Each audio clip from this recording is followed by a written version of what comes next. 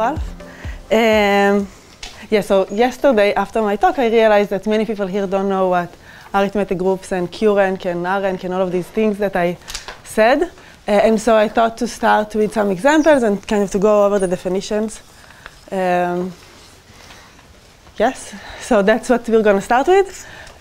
So this is just a recall for the things we defined yesterday. So yesterday we had G to be a Q-algebraic semi-simple Lie group. And then this G is the real point of that, and gamma is the Z point of that. T was the maximal R split toes. Yes, and then what we didn't have written yesterday is a definition of the Q rank and R rank and all of that. So for any field, but let's say here take Q, R, and C, we can talk about the K rank of our group G, which is a dimension of a maximal K split torus. So this means that it needs to be defined over K and also diagonalizable over K. Okay, and I'm going to show you an example. So it's okay if you don't understand immediately what it means. So let's do an example. So maybe examples, because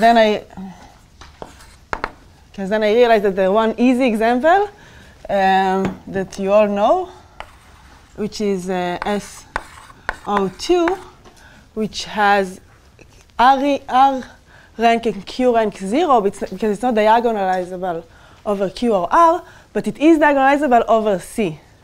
All right, so this one is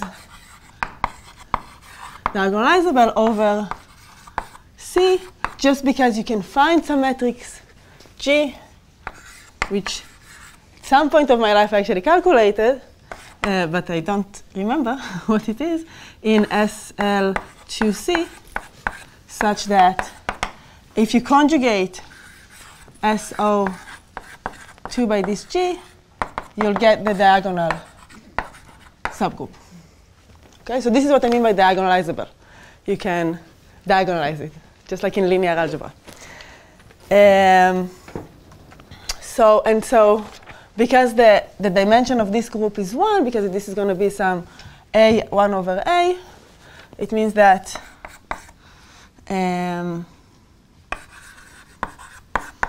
the real rank, the complex rank of this one, SO2, is going to be 1, but you can check that this is not, and you probably know that this is not diagonalizable over R or C or Q. These are going to be complex, and so the Q rank of this group is equal to the R rank of this group is equal to 0. Okay, so this is maybe a relatively simple example, but it doesn't give us an example in which these two are not the same. So I'll give you another example. So this was just to warm up. And this is by, like suggested, I think, you suggested to look at David and Morris. So yeah, David and Morris has a really nice book about arithmetic groups in which he has a lot of examples and calculations, and it's really nice when you start to learn about these things because it makes everything explicit. So if you want to learn about arithmetic groups, I really recommend this book. Okay. So he had this example, which I thought was nice. You can take your algebraic group to be SO of 3x squared plus 3y squared minus z squared. So what this means, so in general, if you have SO of a quadratic form like that, what it means that this is the set of points in SL3A, A because it can be any ring. I can plug in any ring, so that Q of GV is equal to Q of V for any V in A3. Okay, so kind of the meaning of arithmetic group is that you have some kind of a formula to construct your group. So here we have this kind of formula to construct our group. This is defined for any ring. And you kind of have to make sure that the equation defining your algebraic group is written over Q or R or C, so you can have solutions there. You can talk about solutions there. But generally, algebraic group is the group of all solutions to a certain equation. Okay, so here it's the set of all solutions to this equation, and I can plug in R, C, or Q, because I can plug in, instead of this A, R, C of Q. And so get these different groups that we have in the setting. Okay, so we can start looking at what is the set of real points of this algebraic group and what is the set of rational points of this algebraic group. And maybe you remember that here, for this Q, so let's say that this is our Q.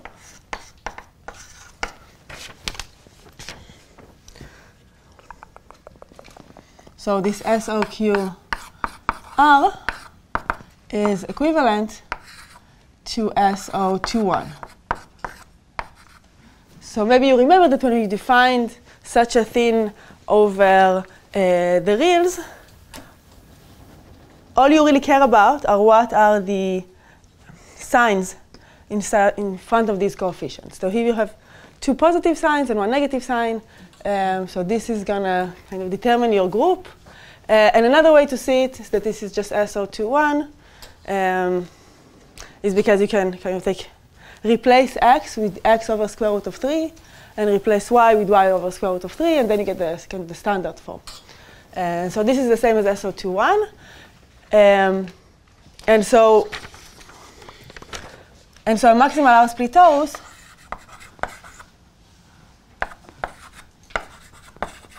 is going to be of dimension 1 because and we can have. So I told ChatGPT to compute the maximal R split O's because I didn't really want to do it myself. So hopefully it didn't make any mistakes. But it should be it's of the right rank, so it should be okay. Is cos hyperbolic t, 0, sine hyperbolic, 0, 1, 0, and square root of 3, sine hyperbolic t, 0, cosine hyperbolic t. And this is diagonalizable, and this is diagonalizable over R because we can, again, I know thanks to ChatGPT, as long as ChatGPT didn't make any mistakes, this can be diagonalizable by this matrix. And then I have here e to the minus t, 0, e to the t. And the same one on the other side. So square root of 3 over 2 to the negative 1. So again, this is what it means to be diagonalizable over R, that I can find an element in SL3R so that I'll get some diagonal group. Okay? And so you can see that this element is not in Q. E minus t. The fact that the determinant is 1. E minus t. No? E minus 0 should be a 1. Ah, thank you. Yes, thank you. Faster. Thank you. The determinant of the matrix is not 1, but it's nobody This? thinks for like moves. This? Ah, okay. Yeah, maybe it needs some normalization. Yes. 1 over something. Maybe square root of 3 or something. I don't know. 1 over something.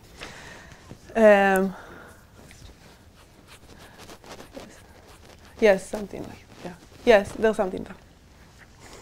Yeah, I guess ChatGPT didn't do a good enough job. Okay, so you can see that it's diagonalizable. You can see kind of very explicitly. And you can also see that this element is not a rational element, so it's not going to be diagonalizable over Q. And so in particular, the Q rank here is 0. Even though if you just take the integer point, so if I would just take the integer point of this group defined in that way, so without the 3s, I would get the same rank. Right? So if in this equation I would not put 3s, then this would not have the square root 3. Maybe there was, here there was also supposed to be. Yes, okay. So you would not have the square root 3 here, and so it would be diagonalizable over Q as well. And then if you take kind of the standard SO21Q in SO21R, you do get the same Q rank and R rank, which is 1. But here you're going to get that the Q rank is 0, and I thought that it would also be nice to show you that, and not just by this equation, kind of because it uses something we said yesterday. Okay.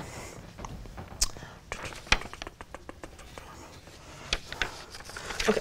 So, right. So I mean, this is not defined over Q, but maybe there is something that is defined over Q, and we can see that that there isn't.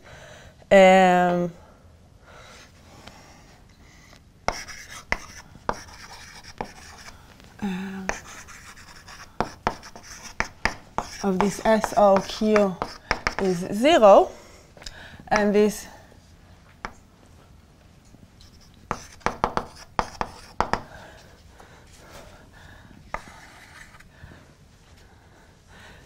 something I didn't say yesterday when we saw the Borel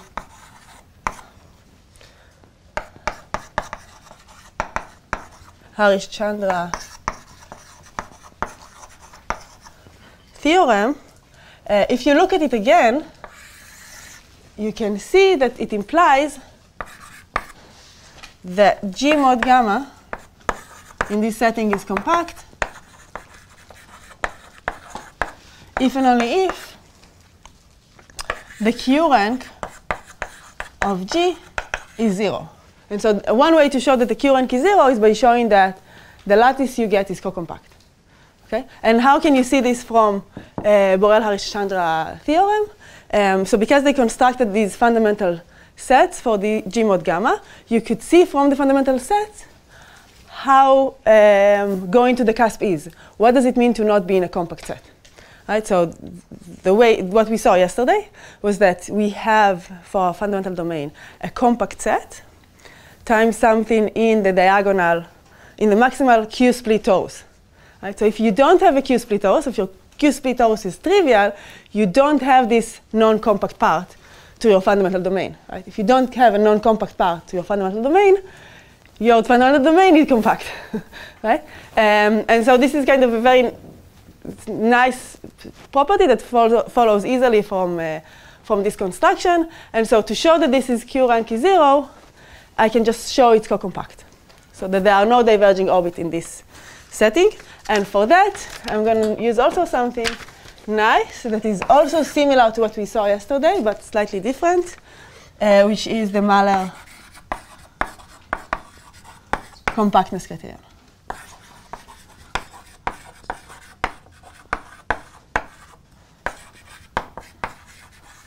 Which is, I mean, obviously due to Mahler, so I feel like I don't have to write this.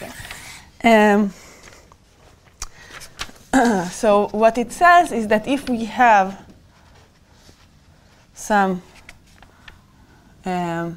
if we have a sequence Gn in G, so that pi, I'm going to call it pi x of G. So let me add it here. X is going to be G mod gamma. So this is the natural projection to G mod gamma. Okay, sorry. This is assuming specifically that G is SLNR and gamma is SLNZ. So in this setting, we have kind of a nicer version of the compactness criterion. if you have a diverging sequence in G mod gamma, the same. Yes. Let's do this. Yes. Here, X is just G mod gamma. Here. Yes. Yeah. Yes. So X is always G mod gamma. Yeah, and here G and gamma are specifically SLN. Okay, so this diverges if and only if the minimum of okay, maybe it's this. So this, if I look at the sequence of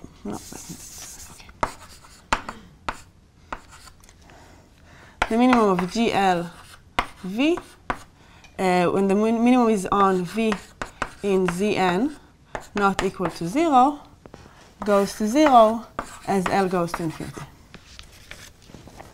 So this should remind you of the compactness criterion we had yesterday. Yesterday we had many representations that we were supposed to look at. The fundamental representation. If we are in the case SLN R mod SLN Z, we know what are the fundamental representation.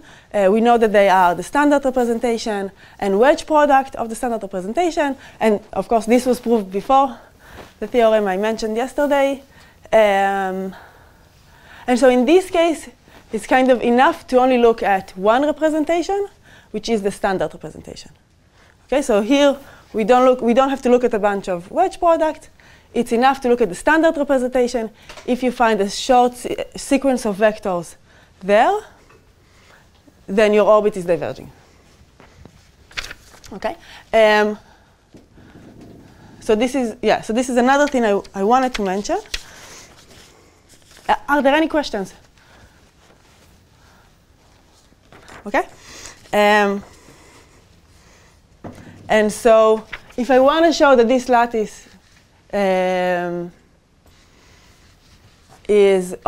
so this group has Q rank 0, by these two, I need to show that there are no such diverging orbits, right? So after having these two, because our space, the our SOQR mod SOQZ is contained inside SL3R mod SL3Z.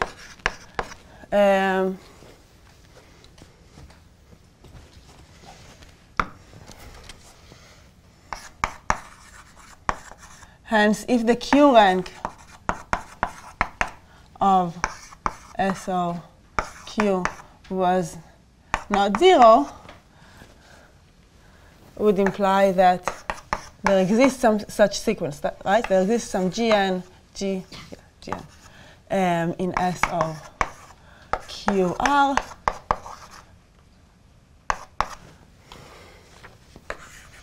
And Vn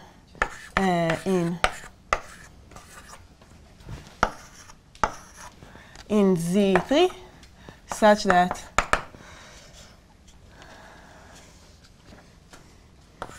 Gn Vn would go to 0. Okay.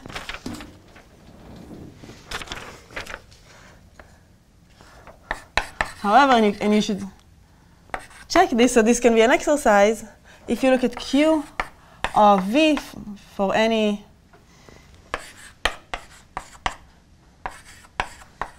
so this quadratic form doesn't have a solution, and it's never equal to 0, and also it kind of this equation preserves the integer, right? So if you plug in an integer, you'll get another integer. So this is always at least 1. And so what we get is that somehow Q of Gn Vn is supposed to go to Q of 0, which is 0, but Q of Gn Vn is equal to Q of Vn, which is at least 1. So some proof to see how these things can look like. So this is excellent.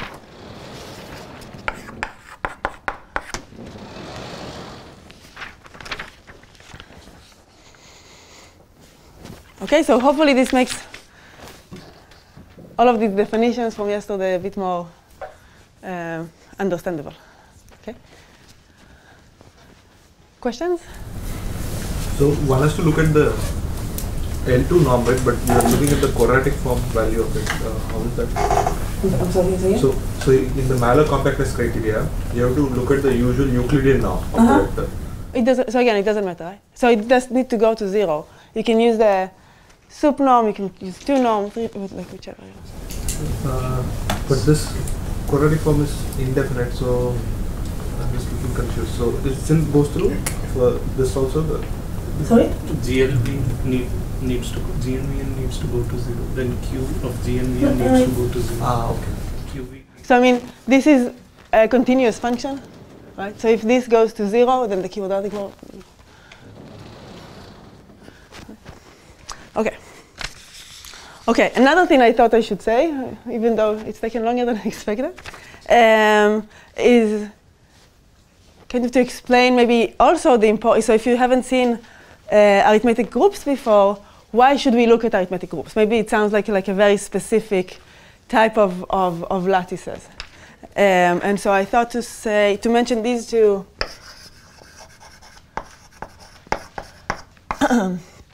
known results. So again, if you look at Borel-Harishchandra,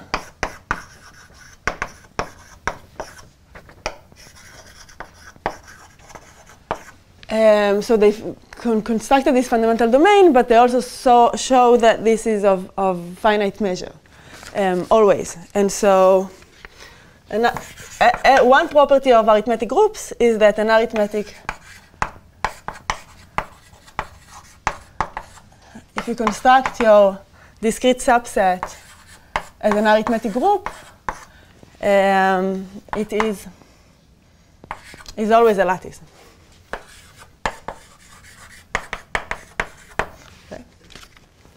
So these arithmetic, so this construction will always give you lattices. So it means that the measure of G mod gamma is always finite. Okay, so this is one property, a lattice in maybe in G. Okay. It's always going to be a lattice in the real points. And another theorem, which is a very famous one, due to Margulis,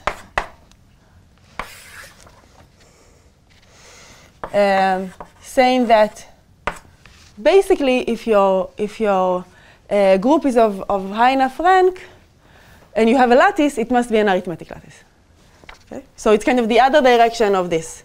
So let G be a connected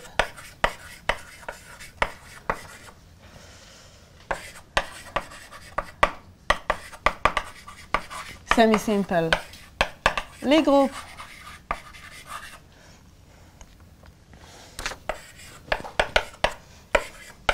with trivial center and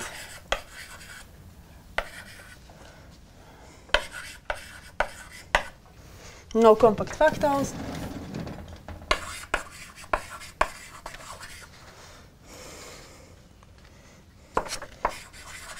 And if you have some lattice that is irreducible,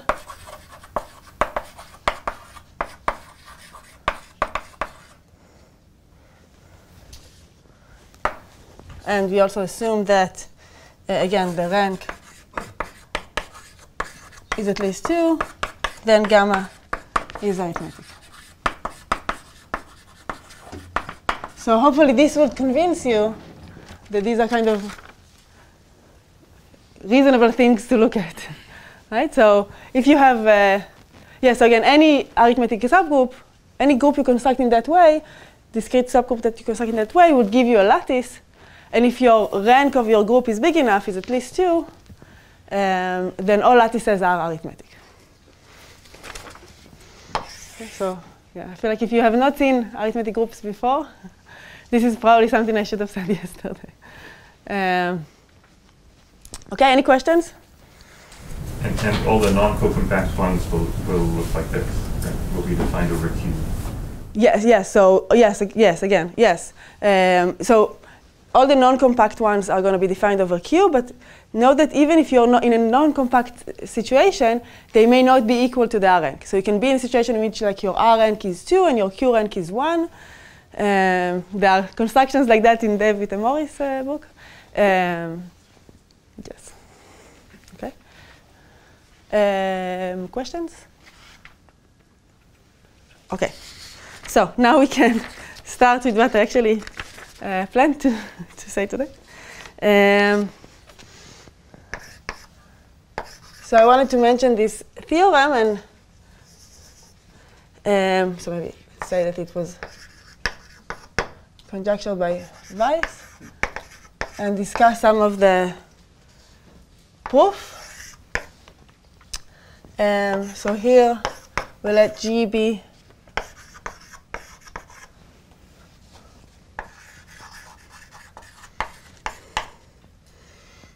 almost Q simple.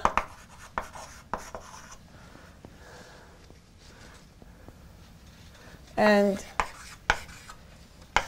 A in T.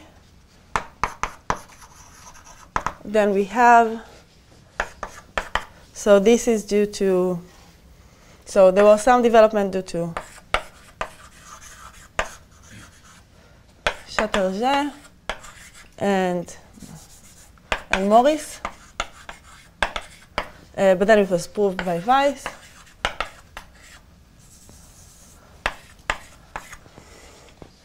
And it says that if you have that the dimension of A is smaller than the Q rank of G, then there are no diverging orbits, A orbit.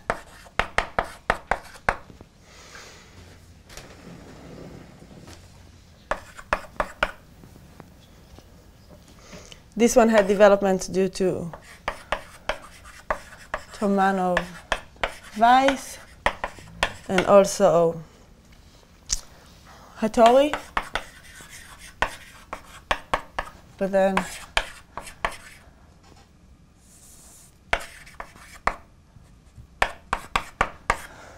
and it says that if the dimension is equal to the Q rank, then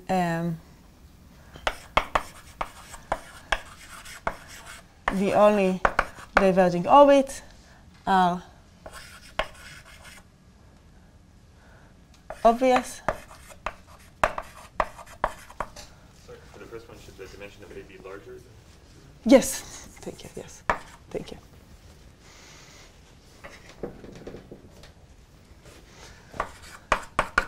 And this was due, this had, I should also mention Danny.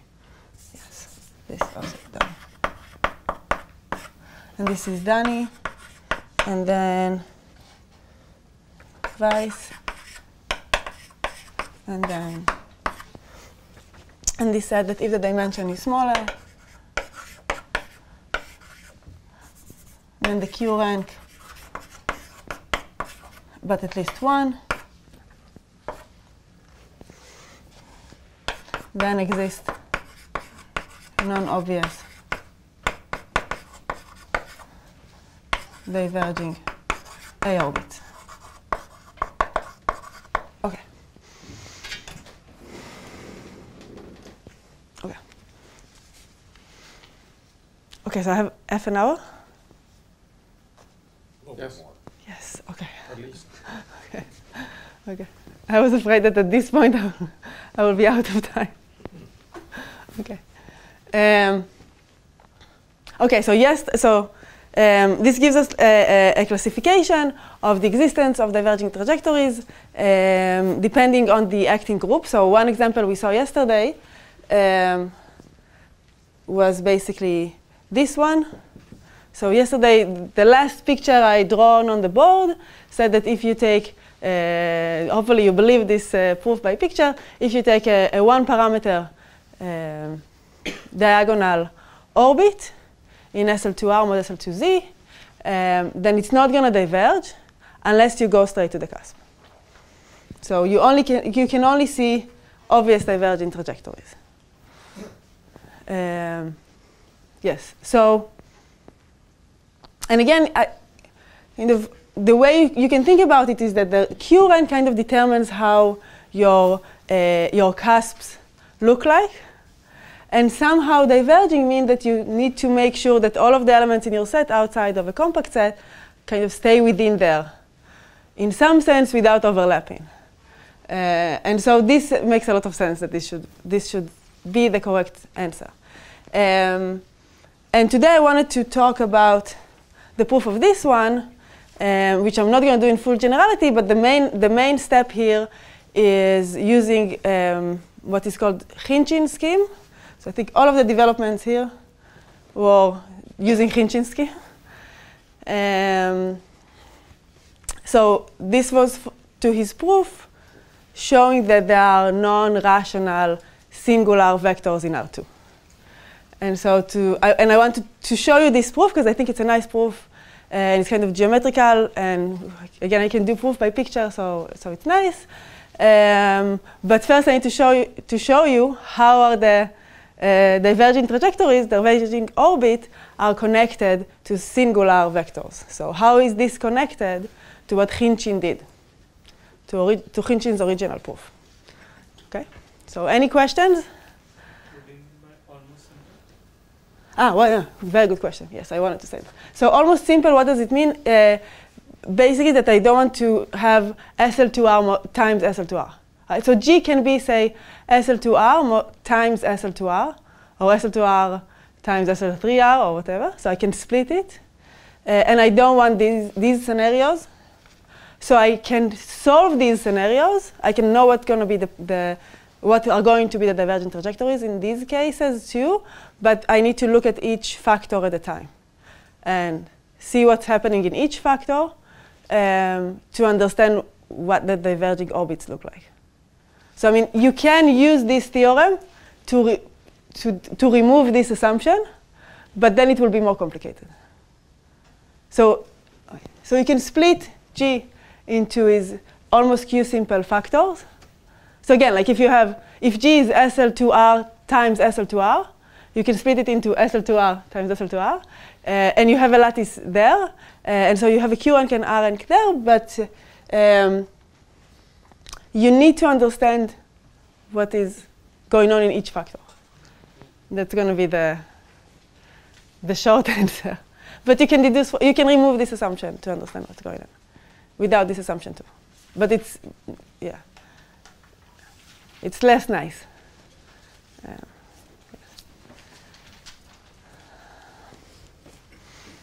Okay, any other questions? Okay, good.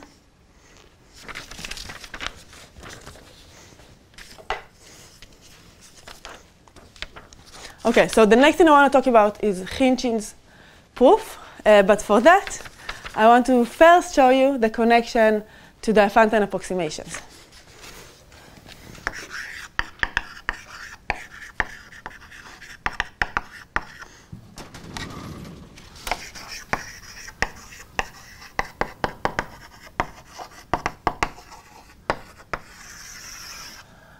So let's start at the beginning.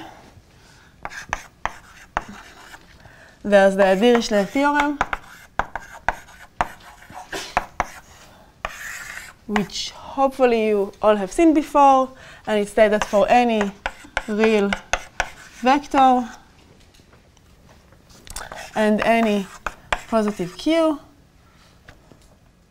there exists some PQ in ZD times Z, so that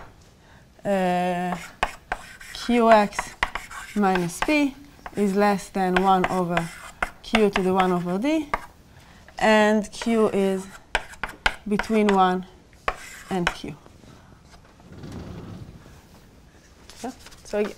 So this is like a very number theoretical type of statement.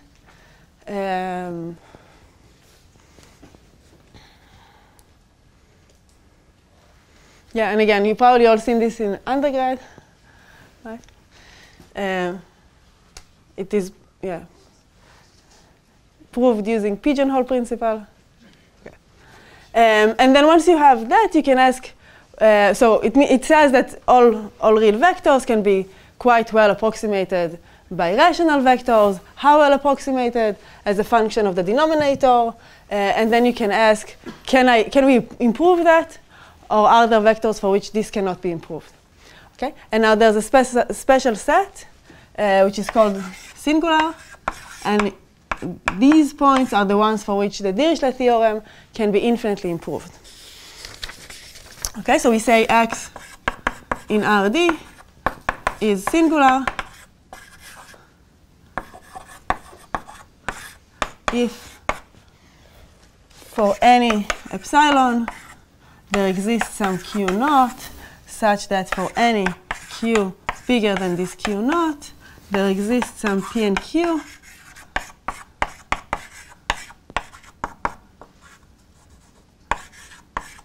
such that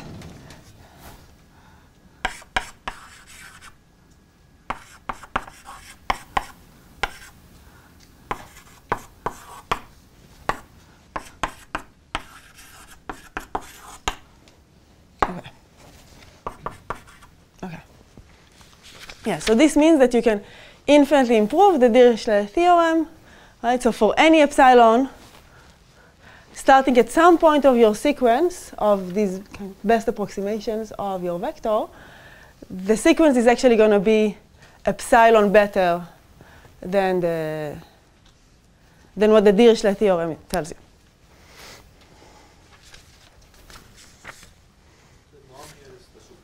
Yes, the norm here is the supernorm. But again, it doesn't matter. Right? So I mean, for the Dirichlet theorem, it matters. For the Dirichlet theorem, it matters, right? But here, it shouldn't matter.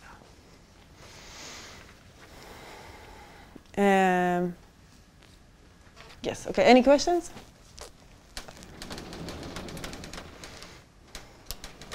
And okay, and so now a lot is known about this set, like the Hausdorff dimension of it is known, and things like that. So it's a measure zero set.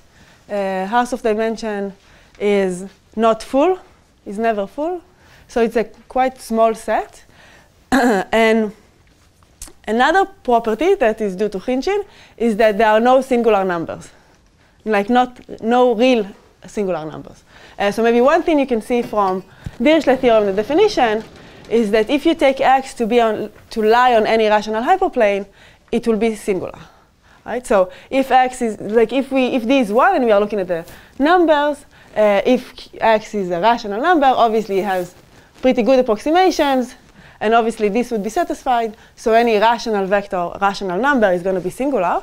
But also because I have this power here in the denominator, if x is say the vector square root of 2 to square root of 2, getting approximation to it is just like getting approximation basically just to square root of 2, which means that you can use Dirichlet theorem for d equals 1. So you get much better approximations than 1 over 2. Okay? So hopefully I convinced you that if your vector is rational, then it's singular, but also if it lies on a rational hyperplane, if its coordinates are linearly dependent over the rationals, it should also be singular in kind of a degenerate, obvious way. And then Khinchin showed that in numbers, these are the only singulars. So the only singular numbers are the rational numbers. But if you go to dimension 2 so Khinchin's proof was for 2. If you look at vectors, at two-dimensional vectors, then you can find singular vectors that are not rational. Okay, and this is the proof I want to show you. Okay. So this is the theorem of Khinchin.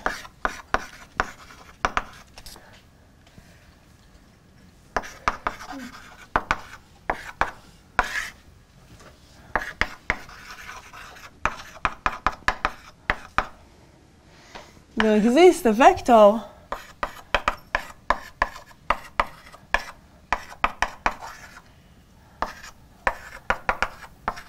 that is singular and it is not rational, meaning that for any A, B, and C in Z, A x1 plus B x2 plus C is not equal to 0.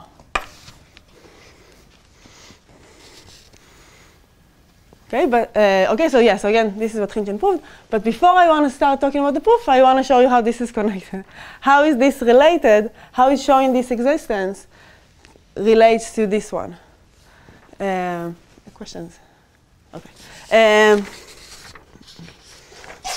Bless you.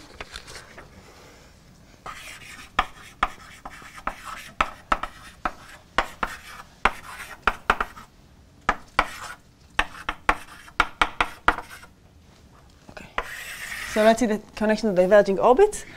So in this setting, I want G to be SL D plus 1 R, gamma to be SL D plus 1 Z.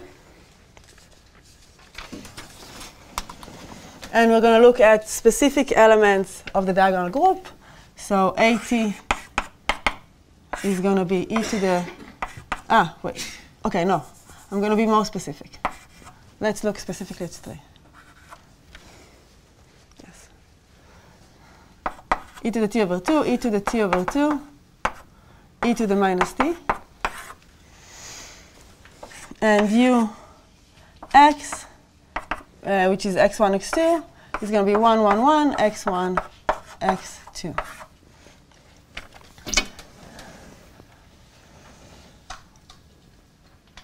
And again, we have this pi x of ux,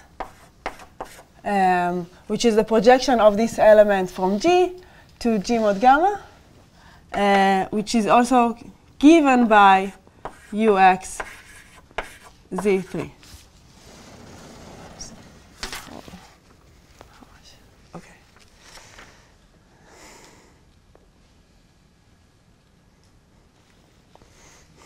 Okay, I'm thinking about how much I want. Okay, maybe I'll leave it at that. Okay. Do I have an eraser?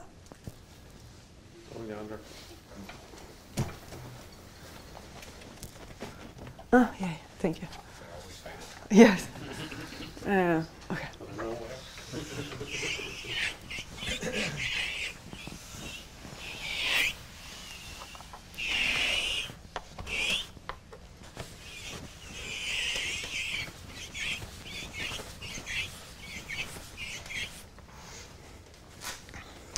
Okay, so this is the setting and what Danny proved.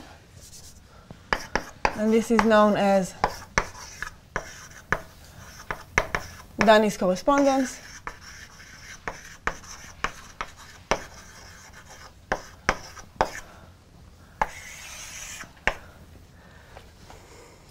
That if you have x in R, so more generally, if you have x in RD is singular,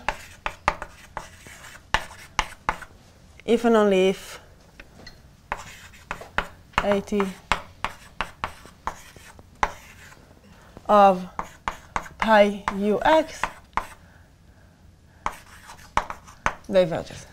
So I kind of did a mixture of the R2 case and the RD case. So this is stated, maybe I'll do it. Okay. Maybe I'll do it. So this is stated for a general, for more generally in Danny's paper. But say in this scenario, if we want to find out when these vectors are singular, we can look at this very specific dynamical system, homogeneous space, and we can look at this diagonal orbit, and it's going to diverge exactly when you have a singular vector. And so we can see how existence of singular vectors would correspond to existence of diverging orbits. And then the next question is, how do you know, like, what is the correspondence between the rationality property? Right? So singular, okay, if and only if the orbit is diverging, but what about this property of not being in a rational hyperplane? And by diverging, it means you go to infinity and you never come back Yes. in between. Yeah, so the same strong divergence that we had yesterday. Yes. Okay, so I also need to have the dynamical interpretation of this property, and this is basically why these obvious diverging orbits were defined. So let me write as a remark.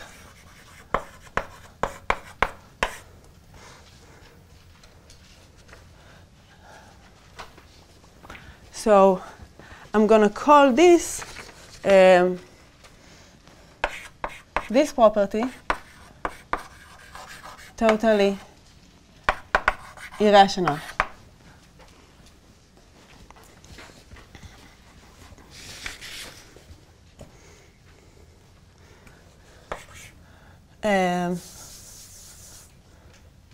So x in R2 is not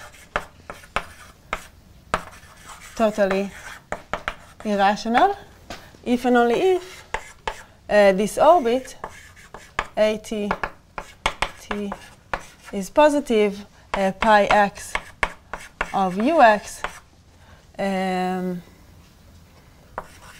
diverges obviously.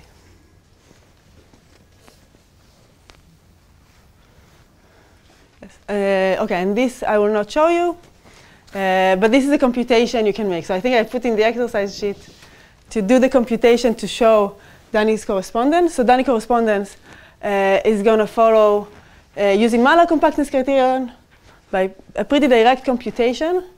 Yeah, and from the same computation you can get that this is going to diverge obviously exactly when your point has dependence over the rationals. Yes, and so just kind of as another comment, this definition of obvious diverging orbits was originally done by Danny in the same paper he showed the correspondence. He called it degenerate. So there were two definitions. He called it degenerate, then Barak Weiss made a similar one, slightly what seemed to be a bit more general, a bit more maybe weak, and he called it obvious. Later it was proved that these two definitions are the same. Yeah, and Danny, I think, looked at it because exactly he wanted to generalize Khinchin's result to the dynamical setting. Just remind us of the definition of obvious divergence. Yes, okay. To write everything down, or like just to say? If you can say it. Okay, so yesterday we had the compactness criterion that said that your orbit is diverging when you have kind of these different elements, different representations that show that are short, that are small. And obvious diverging orbits are the ones for which these different representations and vector that tells you that something is short are the same. Are finitely many. There are finitely many representations and vectors that are being shrunk to zero as your orbit goes to the cusp. So it's like this finiteness property. And what it will say here in the SLN case, so in the SLN, you have Malloc compactness criterion that tells you that an orbit is diverging exactly when you have a short vector like under the standard representation. And then obvious divergent is going to be when you have finitely many vectors or wedge product of vectors that are being shrunk to zero. So yeah, so here it's very specific. Yeah, so your orbit is shrinking either a vector or a wedge, which means that it's shrinking a subspace. Finitely many subspaces. So what will happen is if your vector is rational, you're going to shrink a specific vector that is kind of corresponding to your vector. But if your vector is dependent over the rational, again, like square root of 2 to square root of 2, then you're going to shrink a hyperplane. The hyperplane, like this rational hyperplane, x 2x. And this is going to show you the divergence. This is the idea. Good question. Any other questions? Okay. Is this the same, saying that you have a limit point in X mod gamma in the Borel-Cerf application? Yes, it's the same as saying that you have a limit point in the compactification, so that you're finally minimizing, your orbit is finally minimizing in your in the compactification. Yes. Any other questions?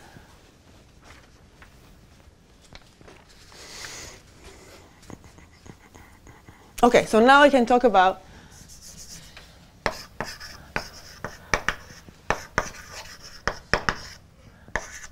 Khinchin's proof. And so the proof I'm gonna talk about is kind of a mixture between Khinchin and Danny, because Khinchin made, like, his entire proof was in the number theoretical setting, but I kind of want to keep the dynamical setting as well. Danny was the first one to translate it to the dynamical setting. And so this is kind of a mixture of both of these proofs. And the main idea is that we're going to look at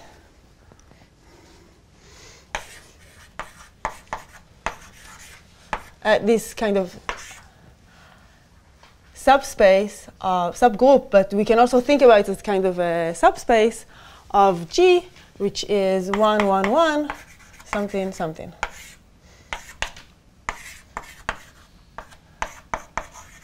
And so we can identify it with just R2.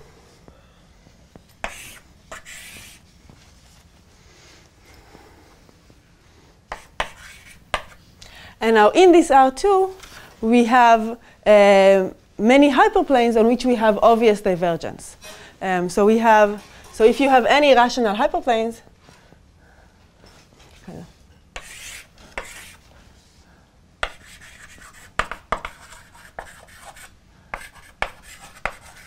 so if you look at all the rational hyperplanes, right, all of these rational hyperplanes, on all of the points that lie on them, if you plug them into here, you'll get an obvious diverging orbit. And there are a few properties of these rational hyperplanes that we're going to use. So the first property that we're going to use is that this is countable. So I can write this. Right? I have some countable sequence of rational hyperplanes. Another thing I have is that on each of these rational hyperplanes, I have divergence, and moreover, I have kind of obvious divergence that is also uniform. So all of these points are going to have the same vector, kind of taking kind of the same vector taking them to the cusp. And they're also going to do it at the same time. So if I take, let me call this is the other one.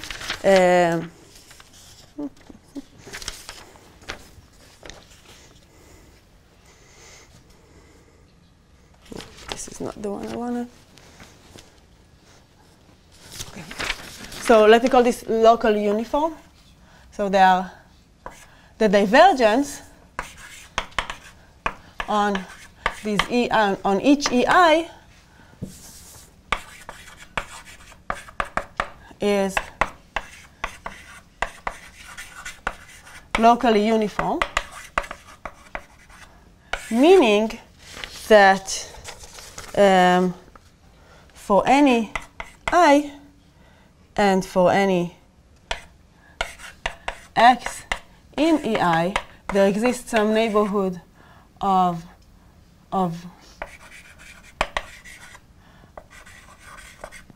x and some t naught such that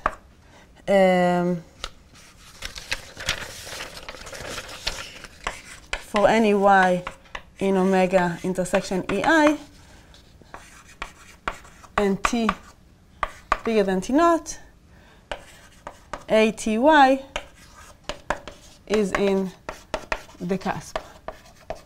So I'm not,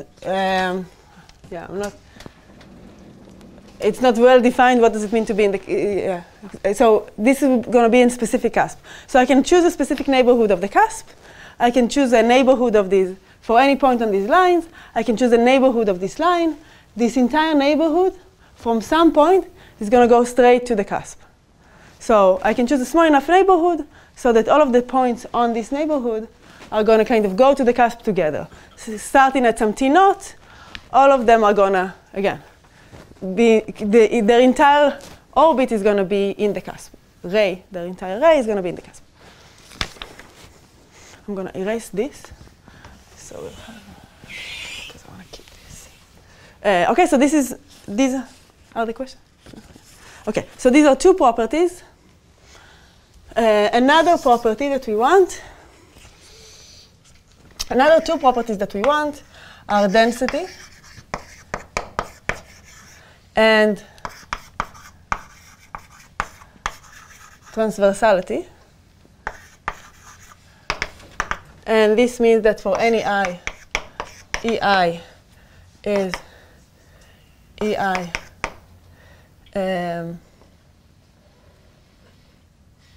intersection with the union of EJ, closure, and EI is equal to EI minus EJ for J not equal to I. So I'm writing these properties because these are the basic properties that are used for this proof. And then if you are in any situation in which you have these four properties, you can do the exact same proof and get the same result, that there exists. So basically what you want to do is you want to use the fact that orbits on all of these hyperplanes are diverging to construct something that is kind of at each time, it is close enough to one of these hyperplanes. So it is also diverging because it is close to one of these hyperplanes. But your point is outside of these hyperplanes. This is the goal. Okay, so again, if you have any set of sets in which you have these four properties, they are countable, they have this local uniformity, they have this density and transversality, you can do the exact same process to find something that is kind of close enough to all of these hyperplanes, all of these sets at some point, but is not in these sets. Okay.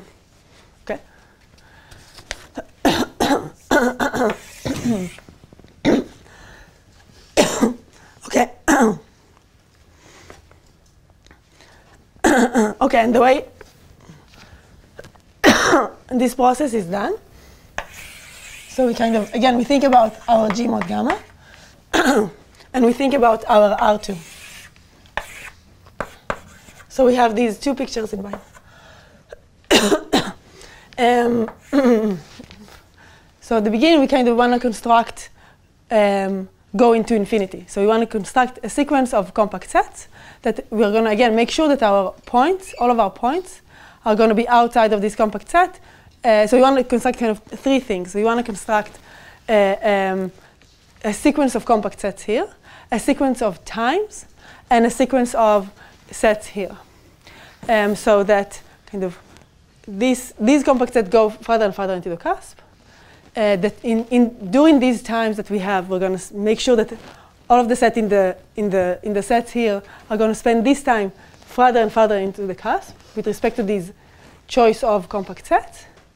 And this sequence of sets here is going to get smaller and smaller. And it's still going to be contained in each other and, yeah, and open, so we know that there's something in the intersection. So this is the main idea. And the way we do it, the way he did it, we start with some E1, and then we look at some X1 on this E1, and we can use the local uniformity to say that there exists some T1.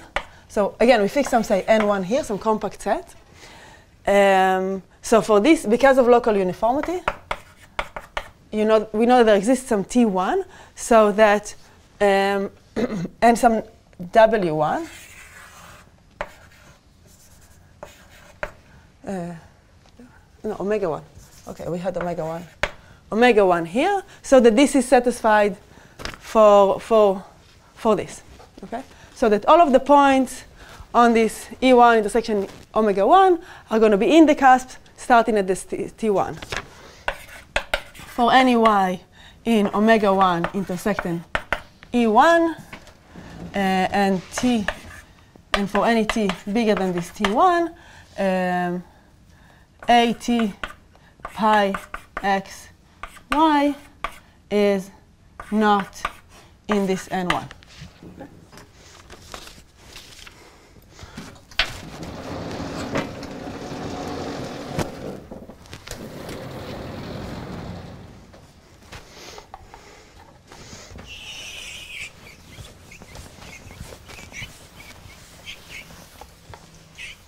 So this is the first step.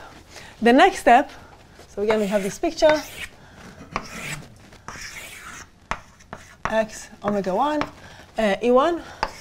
And then the next step we can, we have the property of density. So we know that there's another, at some point we will have another EI2 that will intersect both E1 and omega 1 at some point. Again, this follows from density, and we can call this x2. And then we can do kind of the same to x2. We can say, OK, there exists some neighborhood of x2. So this is, let's call this x1. x2, we have some neighborhood omega 2 of x2. So that, again, for any y on this omega 2 intersection E2, we have blah, blah, not in N2. And we take N2, again, a bigger compact set. And so we have that. Now, what we can notice here is because this whole line is in the cusp, and this whole line is in the cusp, for continuity reasons, I can make sure that all the points in omega 2, I can make omega 2 small enough, so that maybe not all of them are in the cusp internally, but between N1 and between T1 and T2, everything in this omega 2 is in the cusp. So I can make sure that for any y in omega 2, and for any t between T1 and T2,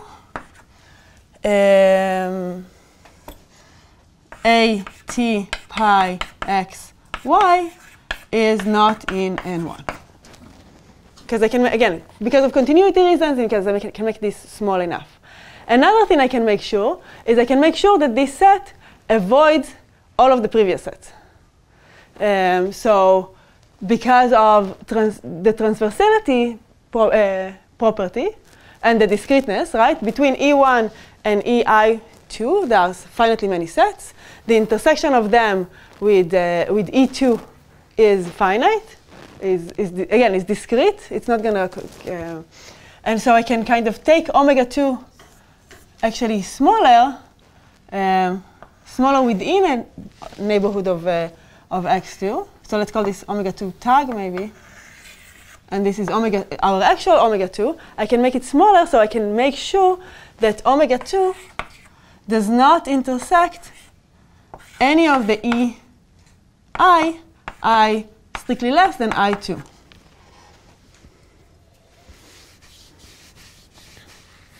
Okay, and so what we're generating in that way, and we can continue this process. And what this process is doing, again, you're constructing this sequence of open sets. Each one is contained in the previous one. We're making sure that and we're also constructing these TIs. We're making sure that all of the points inside these sets are in the cusp, in kind of a smaller and smaller cusp throughout our times that we construct. And they are all avoiding this countable sequence of lines, because each time we're making sure that the new set we choose is not intersecting any of the previous lines, hyperplanes. And so at the end of the day, we will get a sequence of these omega 2 that have this nice property and this nice property. And so what is in the intersection of all of these sets is going to be a point that has a diverging orbit because of that. But it's not going to lie on any rational hyperplane because of that. Okay. So this is Hinchin's main idea, main proof. And again, this was used by Dani, by Barak, by myself, to show the existence in all of the, and there's other results, yes, also using this. But whenever you see this like existence of singulars, usually it uses this idea, and you can use it whenever you have, again, these settings. Yes, did you have? I don't understand. I thought X2 was the intersection of E1 and E2. Yeah, so Yes, so we can choose a neighborhood of x2, but then we can use a smaller open set inside this neighborhood. It's not going to be a neighborhood of x2 anymore. Yes, yes. Thank you. Yeah, yes, so, yes, I'm done.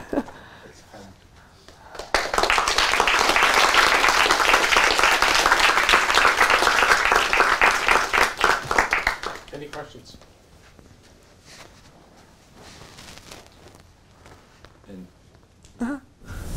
And the times that you construct, I mean, you have to make sure that they go to infinity. Is this something? Yes. Yes, but I can make them go to infinity. So this T2, I mean, I can make it bigger. So the T2 needs to satisfy that as of this T2, all of the points in omega 2 are not in N2. So I can actually make it bigger. What will happen if it is bigger is that I will need to take a smaller neighborhood for the rest of the points to be in the cusp too. Yes, I can kind of assume that this is always bigger than n1 plus 1 or something like that to make sure. Yes. More questions? Does this construction also kind of lead to like lower bound on the dimension of the singular like you did in here? Yes, very good question. So you can't really get lower bound. Are you talking about the Hausdorff dimension? Yeah. I don't think you can actually get lower bound. So some things you can get is that you can get that there exist singulars on any manifold. So you can get you can get Hausdorff dimension of at least like lower like d minus 1. If you're in RD, you can get at least d minus 1, but it's not great. It's kind of not effective. So you can get stuff like there exists on any hyperplane, and you can get that there are uncountably many, because if there were countably many, that you could avoid them, just like you're avoiding these hyperplanes. So there's some weakening you can do to these arguments. What about self-similar fractals? Self-similar fractals, yeah. So the way you prove Hausdorff dimension of these is using self-similar fractals, but it's much stronger technique than this one. This is kind of very soft. You just get existence. Okay, maybe we should thank Nattalie again.